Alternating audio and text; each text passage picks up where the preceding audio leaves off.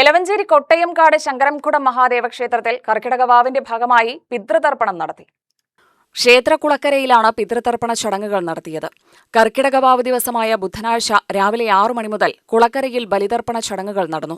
മന്നത്തുകാവ് ദേവി ക്ഷേത്രത്തിലെ മേൽശാന്തി രംഗനാഥ വാദ്യാർ ചടങ്ങുകൾക്ക് മുഖ്യ കാർമ്മികത്വം വഹിച്ചു. ഞങ്ങൾ അറിഞ്ഞോ അറിയാതെയോ ഉള്ള ജ്ഞാതാജ്ഞാതമായിട്ടുള്ള ഞങ്ങളുടെ വർഗത്തിലുള്ള അറിഞ്ഞോ അറിയാതെയോ ഉള്ള എല്ലാ പിതൃക്കൾക്കും വേണ്ടി ആമപിണ്ഡം, അമൃതപിണ്ഡം, ദേവാലയപിണ്ഡം ഇതം നമ ഒടുവിൽ വെക്കുക. ലാസ്റ്റ്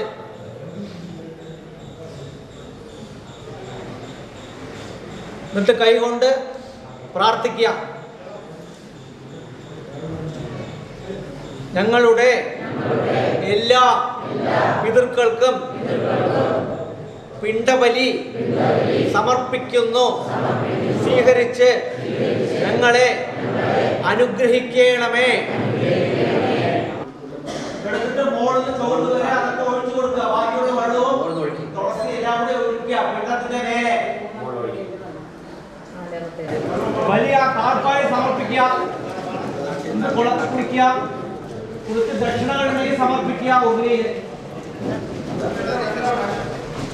നല്ല പോവാ അതൊക്കെ